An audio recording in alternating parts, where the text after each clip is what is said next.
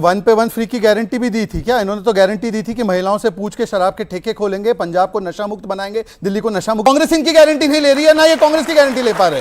अच्छा चलिए भाई, आपका तो स्टेक ही नहीं है। आप अपनी आपका क्यों नहीं स्टेक है भाई? इनकी तो पार्टी नहीं है, तेलंगाना में खुद के कामों के लिए बोलने के लिए कुछ नहीं है। कांग्रेस के महाज्ञानी क्यों राहुल गांधी को नहीं समझा? मतलब राहुल गांधी ने अपनी छवि ऐसी बना ली है कि कोई महाज्ञानी समझने को तैयार नहीं। प्रधानमंत्री ने कहा कांग्रेस। नमस्कार दोस्तों, स्वागत है आपका एक और नई डिबेट में। आज की बहस होने वाली है शाहजाद पूनावाला जो कि हैं बीजेपी प्रवक्ता, कुलदीप यादव जो कि हैं आप प्रवक्ता, और राजकुमार भाटी जो सपा से आते हैं। तो देखते हैं ये बहस, मिलते हैं आखिर में बहस के और निकालते हैं निष्कर्ष इस बहस का। जुमले देते हैं, अरविंद केजरीवाल गारंटी देते हैं और जो गारंटी देते हैं उस गारंटी को पूरी करते हैं, चाहे वो दिल्ली हो चाहे पंजाब हो। तो इसलिए 3 दिसंबर को मुझे लगता है कि वहां की जनता जरूर आम आदमी पार्टी भरोसा करेगी। जहां जहां हमारे उम्मीदवार लड़ रहे हैं उनका सपोर्ट करेगी, क्योंकि हम लोग विकास की राजनीति करते हैं, काम की राजनीति करते हैं। इन्होंने 1 पे 1 फ्री की गारंटी भी दी थी क्या? इन्होंने तो गारंटी दी थी कि महिलाओं से पूछ के शराब के ठेके खोलेंगे, पंजाब को नशा मुक्त बनाएंगे, दिल्ली को नशा मुक्त बनाएंगे, दिल्ली को नशा युक्त बना दिया और प्रदूषण मुक्त बना दिया, नशा मुक्त और प्रदूषण मुक्त बना दिया। आप बीच में बोल रहे हैं, मैंने इनके बीच में नहीं बोला। प्रदेश में शहजाद जी की सरकार है, बता दें शराब बिकती नहीं। आप आपके बीच में नहीं बोले, उन्होंने विरोधियों को बीच में 3 बजे फ्री देते हैं मध्य प्रदेश में। ये तो कह रहे हैं ऐसी पियो के मर जाओ घर जाके। सर एक गुजरात में ऐसी देते हैं 30 सेकंड सुन लीजिए ना, और लोग पी के मर जाएं। अच्छा 30 सेकंड सुन लीजिए, 30 सेकंड। इनकी तो ऐसी गारंटी है और ऐसी सेमीफाइनल है, कांग्रेस तो इनको सेमीफाइनल खेलने नहीं दे रही है और कांग्रेस इनकी गारंटी नहीं ले रही है, ना ये कांग्रेस की गारंटी ले पा रहे।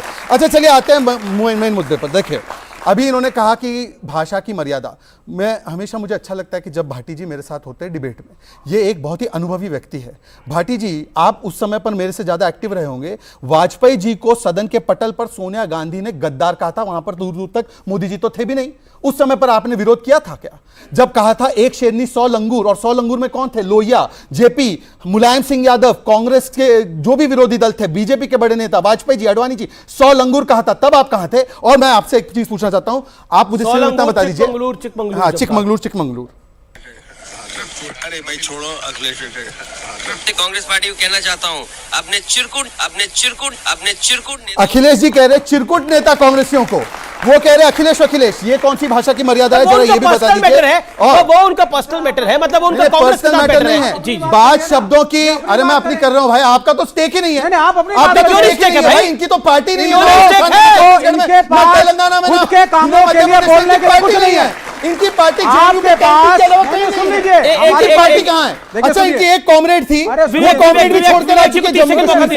इनकी एक जम्मू कश्मीर की शैला राशिद कॉमरेड भी छोड़ चुकी है। और सुन लीजिए आखिरी बात, ऐसे थोड़ी होता है। मेरी आखिरी बात समाप्त होने दो, उसके बाद देखिए भाई, विवेक 30 सेकंड। ये रूलिंग पार्टी के प्रवक्ता हैं, इनके पार्टी की सरकार है केंद्र में, इनको रोल मॉडल होना चाहिए, इनको खुले में बोलना चाहिए। मैं भाजपा से हूं, ये मेरी सरकार है, ये मेरे काम है। लेकिन ये क्या बात कर रहे हैं? मेरा कोई काम नहीं। ये आम आदमी पार्टी में कमी, वो समाजवादी में कमी, ये लेफ्ट में कमी, ये कांग्रेस में कमी। ये लड़ रहे हैं, 30 सेकंड वो मिल रहे हैं। अमित जी आपने 30 क्या सेकंड किया? जी क्या है आपकी उपलब्धि? सुन लेते अमित जी, 5 राज्यों में जहां पर हमारी सरकार है, मैंने तो उसके काम गिनवा दिए, परंतु जो बाकी राज्यों में इनकी सरकारें हैं, राजस्थान के काम हम नहीं पूछेंगे क्या? राजस्थान में नहीं पूछेंगे पेपर लीक क्यों है, राजस्थान में ये नहीं पूछेंगे महिला उत्पीड़न में नंबर 1 क्यों है, छत्तीसगढ़ में नहीं पूछेंगे इतना घोटाला क्यों हुआ, गोबर में भी घोटाला, गोठान में भी घोटाला, भर्ती में घोटाला। परंतु मेरा सवाल इनसे ये, देखिए इन्होंने क्या कहा अभी, इन्होंने कहा कि ईवीएम दबाकर फांसी की सजा देनी है, वैसे ईवीएम दबाना है। ये क्यों बोला? भाटी जी, अगर पीएफआई की मार्च निकाली जाती है राजस्थान में और हिंदू यात्राओं को रोक लगाई जाती है, तो ऐसे पीएफआई के आतंकवादियों को फांसी की सजा देने के लिए ही हम वोट देंगे। पेपर लीक माफिया जिन्होंने 70 लाख युवाओं के भविष्य को तार किया है, उनको फांसी की सजा ही हम देंगे। और जो महिलाओं का उत्पीड़न करेंगे उनको फांसी की सजा ही हम देंगे। इसलिए भारतीय जनता पार्टी की सरकार होगी। इसलिए भारतीय जनता पार्टी की सरकार होगी। अच्छा, एक आरोप बड़ी बात करनी है ना। मैं राजकुमार भाटी के बाद गारंटी दीजिए लोगों को आज।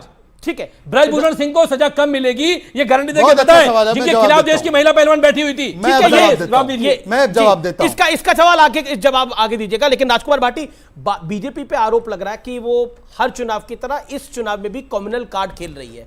प्रधानमंत्री मोदी पे आरोप लग रहा है, उत्तर प्रदेश के मुख्यमंत्री योगी आदित्यनाथ जी पे आरोप लग रहा है, शहजाद पूनावाला पे भी आरोप लग रहा है कि इन्होंने ट्वीट कर दिया कन्हैयालाल साहू की वो की संकेतिक वो मशीन जिसके अंदर खून के धब्बे थे, और बोला कि देखिए इसका अब आप लोगों को बदला लेना है जब आप वोट डालने जाएंगे। क्या आपको लगता है ये बीजेपी का सेट पैटर्न है या फिर ये विपक्ष को फंसाने की एक रणनीति होती है, क्योंकि आप लोग भी अक्सर गलती कर जाते हैं? ये माननीय मोदी जी का सिद्धहस्त फार्मूला है उनका। क्या फार्मूला है? फार्मूला है सिद्धहस्त। सिद्धहस्त जी, कि वो जब भी चुनाव का जो यानी फिक्स्ड फार्मूला है। हाँ, प्रचार खत्म होता है जिस समय 5 बजे चुनाव आचार संहिता लागू हो जाती है एक दिन पहले कि अब कोई प्रचार नहीं करेगा। प्रचार न करने का मतलब होता है पार्टी का सिंबल, पार्टी का कैंडिडेट, पार्टी के चुनाव चिन्ह, पार्टी का कोई नेता सार्वजनिक रूप से न दिखाई दे। मोदी जी तुरंत हर चुनाव में, ऐसा नहीं इसी चुनाव में हुआ है, और अब तो इतने हैबिचुअल हो गए हैं वो कि हम आपत्ति भी नहीं करते, क्योंकि उनकी आदत है, वो करते हैं। हर चुनाव के बाद किसी न किसी के हैबिचुअल हो गए, किसी ना किसी मंदिर में पहुंच जाते हैं, मूर्ति के सामने ध्यान लगा के बैठ जाते हैं, तिलक लगा के चौड़ा सा, और सारे चैनल जो चैनल हैं उनके समर्थक शहजाद भाई चैनल कैमरा ले लेके पहले ही पहुंच जाते हैं, क्योंकि सेट होता है प्रोग्राम, और फिर वो से 12 घंटे तक चैनल दिखाते रहते हैं। ये आचार संहिता का उल्लंघन है, ये संचार साधनों का दुरुपयोग है, और ये कानून को अंगूठा दिखाना है कि मैं तो इस तरह कानून तोड़ूंगा, तुम मेरा बिगाड़ो, क्या बिगाड़ोगे? एक बात तो एक मिनट आप बोल लीजिए, उसके बाद दो बातों का जवाब और दे दूं। एक तो शहजाद भाई ने गिनवाई गलतियां, किसने किस के लिए क्या कहा। मैं ईमानदारी से ये मानता हूं कि हम किसी की कमियां गिनवा के अपनी कमियों को नहीं छिपा सकते, हमें पहले अपनी कमी दूर करनी चाहिए। मेरी कोई गलती है मैं तुरंत मानने को तैयार हूं, लेकिन जो आपने कहा कि गधा कहा था, गधा उनके लिए नहीं कहा था। मोदी जी देश के प्रधानमंत्री हैं, मैं उनका सम्मान करता हूं, मेरी पार्टी सम्मान करती है, गधा उनके लिए नहीं कहा था। ये स्टूडेंट बैठे हैं सारे, उस पर चेक करो गूगल पे, अभी गुजरात के गधे पूरी दुनिया में प्रसिद्ध हैं, देश में नहीं पूरी दुनिया में। गुजरात में बहुत अच्छी नस्ल के गधे पाए जाते हैं। ओके तो उसके लिए कहा था गुजरात के गधे सारे देश में घूम रहे हैं। ये बहुत अच्छी बात है। तो उस लॉजिक से प्रधानमंत्री मोदी का बयान, एग्जैक्ट बयान मेरे पास वीडियो में चलाना नहीं चाहता, वेस्ट ऑफ टाइम है। उन्होंने कहा कांग्रेस के महाज्ञानी, और फिर उन्होंने कहा मूर्खों के सरदार। तो इन्होंने कांग्रेस के महाज्ञानी क्यों राहुल गांधी को नहीं समझा? मतलब राहुल गांधी ने अपनी छवि ऐसी बना ली है कि कोई महाज्ञानी समझने को तैयार नहीं। प्रधानमंत्री ने कहा कांग्रेस के महाज्ञानी, परंतु इनके साथी भी कहते हैं ये महाज्ञानी हो ही नहीं सकता, ये मूर्खों का सरदार ही है। तो कैसे आप कह रहे हैं? सुन लीजिए, मूर्खों का सरदार ही शब्द किया। सुनिए, मैं आपको सुना दूं, महाज्ञानी सुना दूं तो एक सेकंड, महाज्ञानी सुना दूं तो सुना दूं तो एक सेकंड, चुनौती दी है तो सुन लीजिए। नहीं, वो दूसरा क्या सुना रहे हो? नहीं, मैं सुना देता। एक सेकंड, मैं भी सुना। सुन लीजिए, मैं कभी झूठ नहीं बोलता। कह रहे थे, सुन लीजिए पूरा प्लीज। भारत के पास, यहाँ के सब लोगों के पास made in China mobile phone होता है। अभी एक महाज्ञानी कांग्रेस के कह रहे थे कि आप सबके पास made in China mobile phone होता है। अरे मूर्खों के सरदार, हो गया। अब उन्होंने तो कांग्रेस के महाज्ञानी बोला, इन्होंने क्यों मूर्खों का सरदार समझा राहुल गांधी को? प्रवक्ता ने प्रवक्ता ने चालू कहा है, इनके प्रवक्ता ने कहा धोखेबाज है। अब सुन लीजिए,